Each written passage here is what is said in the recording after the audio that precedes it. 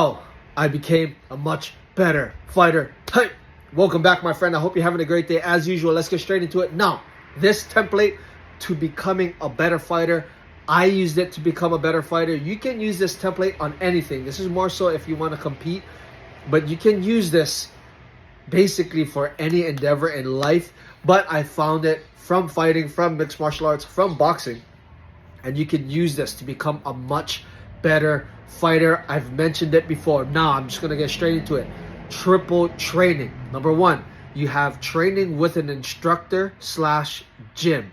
Number two, you have your solo training. Number three is your mental training. So I call this the triple training template. Okay, so again, number one, you're going to join a fight gym, whether you want to compete in wrestling, Brazilian Jiu-Jitsu, judo, taekwondo, kempo, mixed martial arts, boxing. Join a gym, a fight gym that has competitors, okay? Not just like showy, whatever it is you want to compete in, you got to find a gym that does that, okay? Number two is solo training. This is training that you're going to do on your own. Number three is mental training. This is when you're just using your mind, okay? Now I'm going to break it down. Number one, from my life. When I first got into mixed martial arts, I was about 22 years old. I mentioned in previous videos, I boxed as a kid. So I had a lot of boxing experience from the time I was like second grade all the way up. I mean, I was just always sparring, fighting. A lot of it was just with pure boxing. And me just being genetically, I wouldn't say genetically gifted. I worked for everything I have. The speed, my ability to jump the rope, my footwork, everything. My boxing was good since I was a kid because I went to a boxing gym, all right? My dad sent me to a boxing gym as a kid. When I got into mixed martial arts, long story short, my first day we did boxing sparring. We did a bunch of warm-up drills, conditioning drills, technique drills. Then we did live drilling. Then it got time for the sparring. During the boxing, I lit everybody up. I mean, even the heavier guys, I got to hold my own because I don't want to toot my own horn, but my boxing was really good. But when we got into the mixed martial arts rounds of sparring, dude, I got my ass handed to me. Okay? So from there, but because my coach was a really good mixed martial arts coach, he was able to really hold my own style. A lot of my teammates, when we would fight on different fight cards, okay, it wouldn't just be me, it would be a bunch of us. So when we would fight, every fighter from my school always had a different style. You wouldn't think like, okay, this person is from that school, they all are teammates. Because my coach was able to individually see our strengths and our weaknesses and develop our styles to fit who we were. On a personality wise, spiritually wise, physically, okay? So when you join a gym, a good coach will be able to do this. He'll be able to see, okay, you're like 5'7", you won't be able to have this long reach style, so I gotta train you to be like this. On top of that, he's able to see how you handle pain, how you handle pressure in front of your teammates. And from there, you have that outside instruction. On top of having that coach, mentor, you also have your teammates who are on the same journey as you, so you guys can take the journey along together and you guys can help each other out. Understand, even though fighting is a very individual sport, you need sparring partners, okay? So number one is joining a gym. You're going to learn techniques, you're going to do live drilling. Like I said, do your best to join a gym that's already doing what you want to do, okay? Now, you have those instances where you kind of join a garage gym. The coaches and the teammates haven't really been on big platforms. But you guys can shape it out together as long as the vision and the goal is there to compete, to become champions. You guys can kind of make it. Even as a small independent gym, I've seen a lot of them. Don't doubt yourself and don't think you got to join these big-time gyms. You just need teammates and a coach watching you guys as you guys spar each other, okay? So, number one is joining a gym that has teammates and has coaches within the realm of what you want to compete. Number two, solo training. This is where I come in.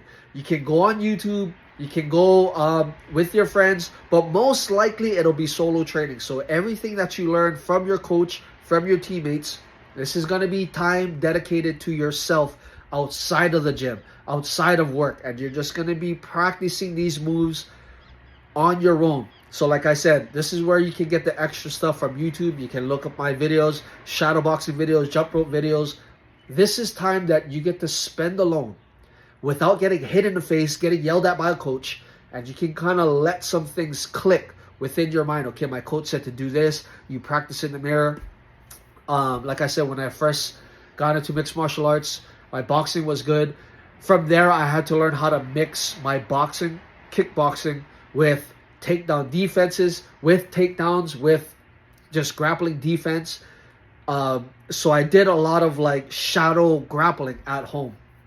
Okay, there's ways that you can do it. And I would practice like 1, 2, 3, sprawl, 1, 2, 3, back up. You know, I would really throw in all of my takedown defenses. And I would work that alone, on my own, in my solo training. So when I would go back to training, some of my teammates would be like, even though it was like 24 hours, like, you know, we train on a Monday, I go home after training, you know, before I take a shower, I'm in the mirror, okay, I'm practicing my moves, sprawl, takedown defense, okay, boom, boom, boom, okay, he's gonna go here, da, da, da. When I go back on Tuesday, some of my teammates would be like, dude, you got better overnight. Yeah, because of the solo training. This is time when you take whatever happened at your fight gym and, you know, you just go in your little corner and you just practice it out. Like I said again, now you're available to YouTube. You can Google my videos, Google other guys who put out YouTube videos, and you can just practice your solo training. Now, number 3, this is the most important, all right? This is the thing that helped me become a better fighter. I just mentioned it in the previous 2 steps, but it's the mental training, okay? This is what's going to wrap everything together. Now, I'm going to give you a little short example of what I learned from my studies, okay? From spirituality and fighting and physicality, okay? What they did was a bunch of scientists got together. They got a runner. What they did was they put this runner on a treadmill and they put all these little stickers, you know, with the wires, those little sensors that they hook up to a machine, to a computer. So they put a runner on a treadmill. They put all these stickers on him, all these sensors, even on his brain. And they turned the treadmill on. They made him run. The stickers, all the sensors were sensing what muscles were firing, what parts of his brain was being activated while he was on the treadmill doing this run. So they made him run. They analyzed him for like about 15 minutes. They took him off the treadmill, okay? Put him on a chair. Same thing. Put all the stickers on him. Same sensors, whatever. Put him on his brain. Not his brain, but on his head. They can kind of sense like what parts of his brain were going off. But they put all the sensors on his muscles, his arms. Same setup as when he was running on the treadmill. But this time they made him sit down, close his eyes, and they told him, okay, we want you to visualize yourself running on a treadmill. So he was just sitting down. He was visualizing in his head that he was running on a treadmill. And what they found was the same muscles that he used while he was running on the treadmill were the same muscles that were firing, even though he was just sitting down visualizing himself running. When I got wind of this, I learned about this years ago.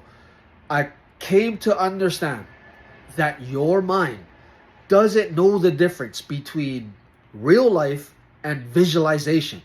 Now, when you're visualizing, your body is sending electrical signals through your central nervous system to your muscles, and those muscles are firing. They're thinking, even though you're visualizing, they're thinking that you're doing the actual activity. This is what anxiety is. Like in your brain, you're perceiving some type of fear, some type of panic. So you know how you start to get like all these butterflies, you start to feel this rush of like heat and like just this weird energy going throughout your body. That's what anxiety is. Your brain is coming up with these weirdo scenarios and it's sending electricity through your central nervous system to your muscles, getting ready to fire. Same thing. So this is why visualization, the mental training is important. When you're sitting down, all right, you gotta, after your fight training, after your solo training, you know, give you a story, okay? Like I said, when I first started mixed martial arts, we did the mixed martial arts sparring. Dude, I got my ass handed to me, okay? First day, got my ass handed to me. Dude, I went home, 2 black eyes. I had bruised ribs. My shins were all busted up. Once they found out I didn't know how to check leg kicks really good leg kicks. I didn't know how to defend takedowns. Some guys would fake a takedown and like shoot a 1-2 straight to my face, like fake the takedown, swoop, pop up. I couldn't defend any of that. I didn't know how to blend wrestling, boxing, and kickboxing. So like guys are like fucking me up, man. Now the story is, you know, after training, you know, we did our team closure huddle, whatever. You know, I said goodbye to all my teammates. This was back in like 2010, I think, 10 years ago. Not even 10 years ago, a little longer than that. I was like 21, 22. Okay, I'm 35 now. This was a while ago. I had a 2006 Nissan Sentra SCR, the round ones. It was gloss black. My windows, it was a 4-door. I had 5% tint all the way around, 20% tint on the windshield. It was a 5-speed, okay? So I'm all busted up after training. Now I'm driving in my blacked out Nissan Sentra 5-speed. You know, when you're driving a standard car, you really get into the zone with the car. Just press the clutch. You know, you get into this state where you and the car are one. And when you're driving, you're kind of just in this cooled out state, you know, because the windows were blacked out. You know, I'm just in my own little universe. And, you know, I'm extremely hurt. I'm battered. And while I'm driving, I'm thinking in my head like, okay, you know, this guy, he faked me out with a jab. He took me down. This other guy, he faked a takedown and he came with a straight right. Another guy faked a takedown through a front kick. That's why I love front kicks, because a teammate did it to me, caught me right in the nose. Bang! And from then on, fake the takedown, front kick. Boom! That's a good combo. But, you know, while I was driving, in my 2006 blacked out, gloss black, I had Steelies. The Steelies, in Hawaii, we call them Steelies. They're like when you take the hubcap off and you have that stock rim. And I like polished that. I polished my car. It was gloss black. Polished the Steelies. It was gloss black. Everything just black on black. My headlight, tail lights, everything was blacked out. So I'm in my little blacked out Nissan Sentra 5-speed. Bam, bam. And I'm just like thinking in my head like, okay, I could have done this. I could have done that. I could have done this. Those are the times when you become a better fighter. When you're just sitting and you're just thinking like, fuck, I got fucked up. Don't get down on yourself. This is the time when you got to visualize, okay, I made this mistake. I could have done this. I made this mistake. I could have done this. You know what? I liked what I did to this guy. Now, if I tried it on a faster guy, how would I set it up? How would I come down? How would I pump my jab? How would I fake it out? How would I block his parries? Once you get into this mental zone, like I said, when you're visualizing, your body doesn't know the difference. So what's happening is your central nervous system is firing all these new connections. These mind to muscle connections are being created as you're visualizing. So you got to visualize, do your best to visualize in the positive, but be realistic. Okay, I'm not as fast as this guy, so I got to set up my timing. Before I step in for like a kick, I got to make sure like I pump him out, I fake him out. Or if I do throw a kick, I got to step this way or step that way. This mental training, I've done it so many times, and this is the key, all right? Now, another story is, back when I was fighting, you know, I showed promise. So my first fight, I literally trained with my gym for 1 month. I had my first fight within 1 month of training. Like, no mixed martial arts training. I had my first fight within 1 month.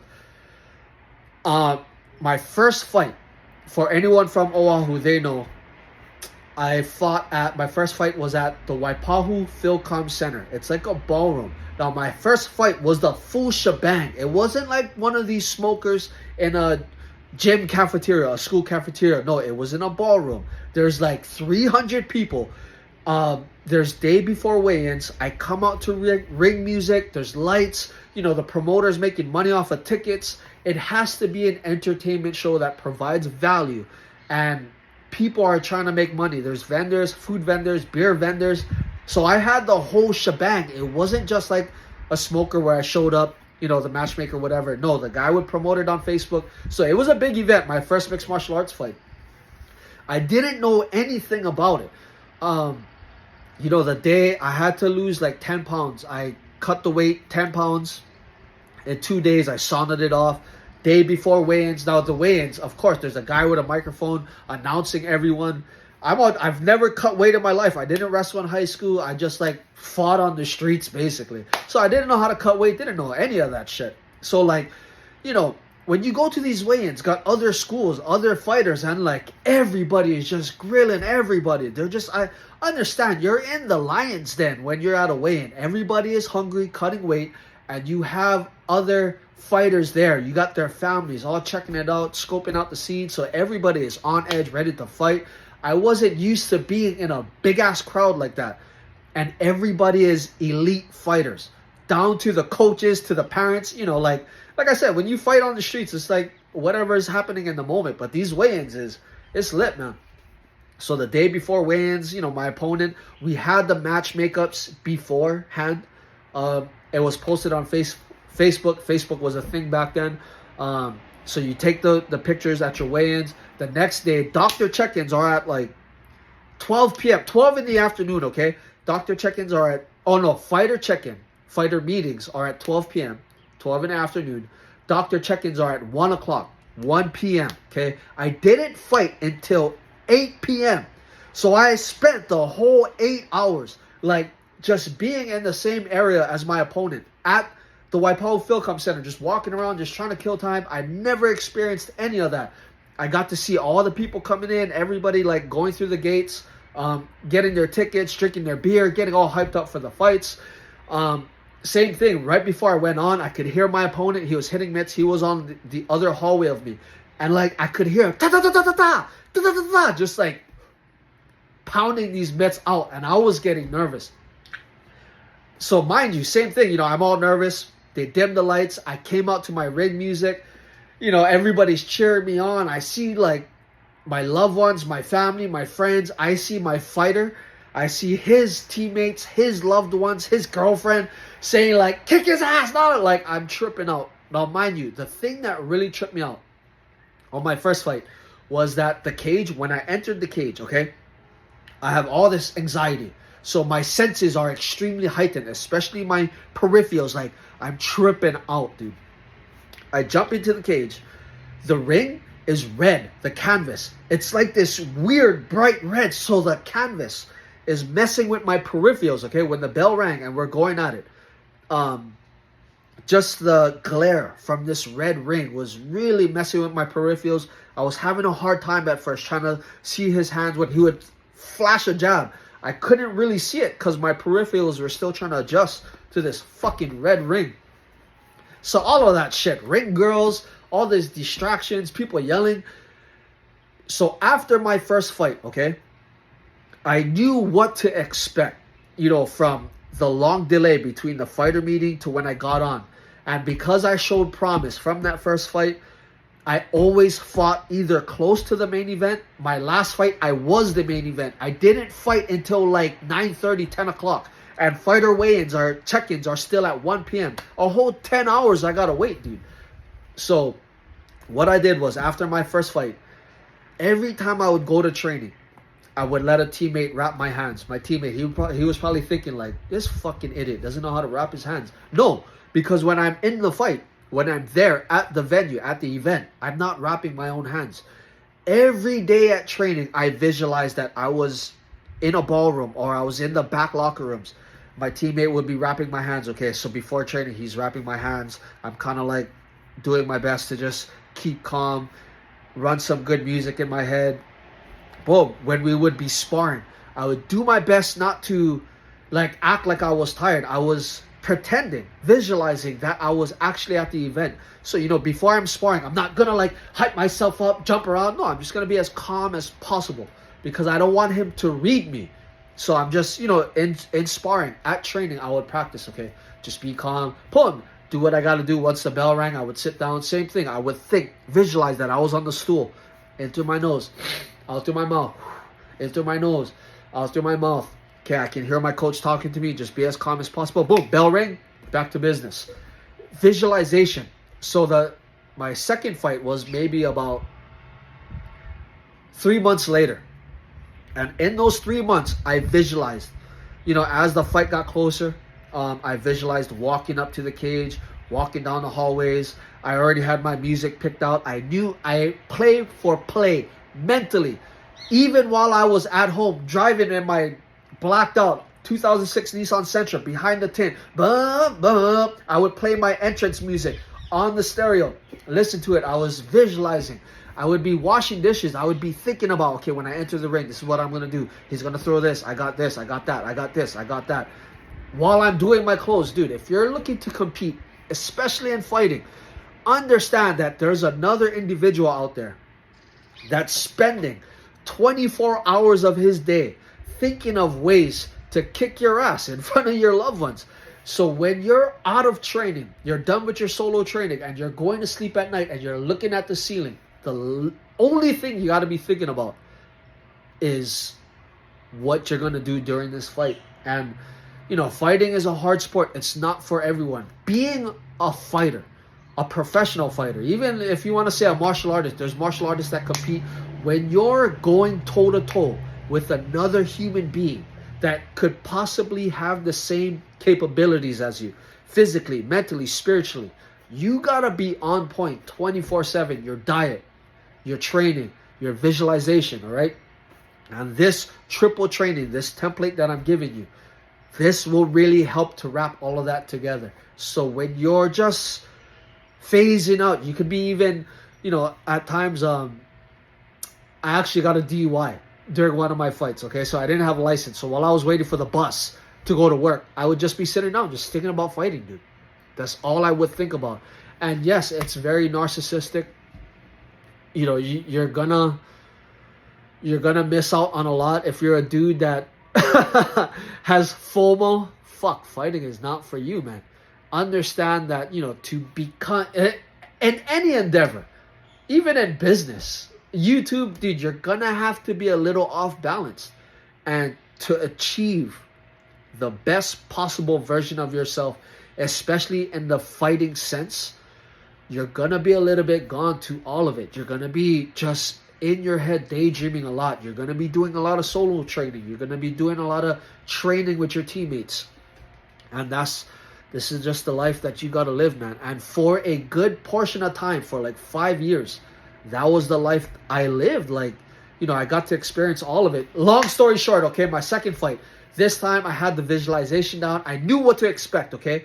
But my second fight was televised. For those who live in Hawaii, it was televised on, it's called the Olelo channel. I remember like months after the fight happened, my friend called me. He was with his girlfriend. They were lying in bed and they were watching Olelo. And he called me up. He's like, dude, I'm watching you right now on TV. So my second fight, on top of the weigh-ins, all this other stupid shit I had to do, it was televised. So they had interviews. Understand that when you're cutting weight and they're sticking lights and microphones in your face, asking you dumbass questions, as a fighter, you got to sell yourself. So I knew right then, oh, if I want to become a pro, this is what's going to happen. Dude, I had to cut 15 pounds in 2 days. I sauntered it off. We got to the weigh-ins.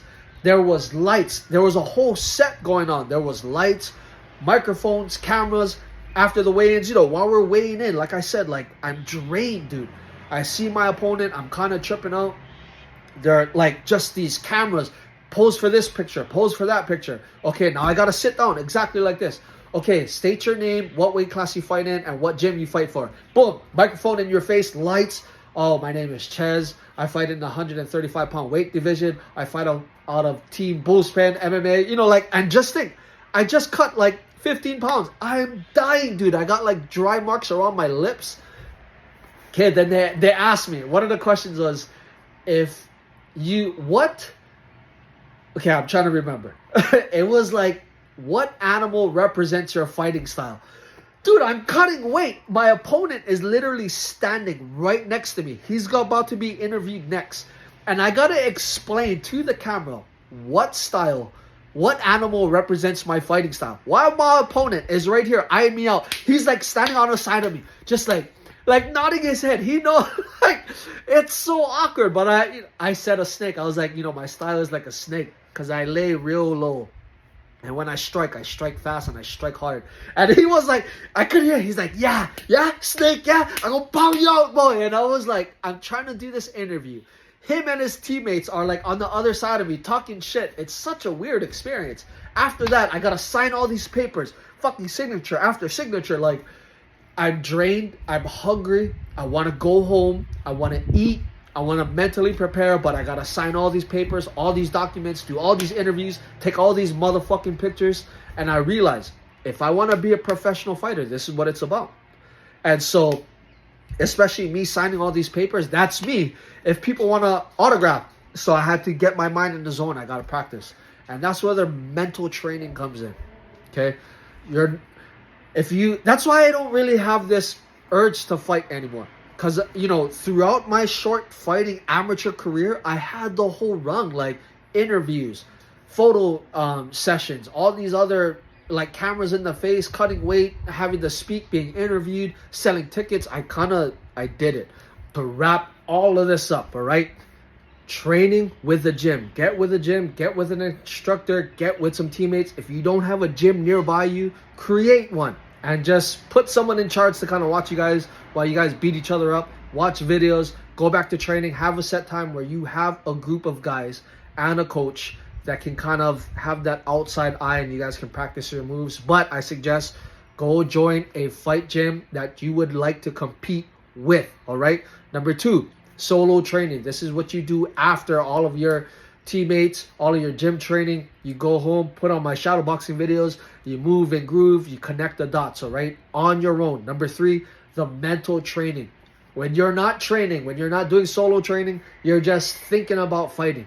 Do your best to think about the competition. Besides watching UFC fights, boxing matches, try to watch what they do outside in their day-to-day life, what leads up to the fight, so that way you can understand, okay, there's doctor check-ins, there's weigh-ins, wrapping of hands, there's going to be someone from the other team to inspect your hands, all these other things that go into fighting. You got to be prepared for all of it if you want to be a top-tier professional fighter, right? Visualization, visualize all of it and just live it. Once you go back to the gym, live that life. Be that person that you want to be. Use the mental training to get you into that mind zone. Solo training to better, more sink in all of that training that you're doing with your teammates. And that's just what it is, man. Triple training. That's how I became a better fighter. Just always remember, right? Train hard, be kind. Let's go.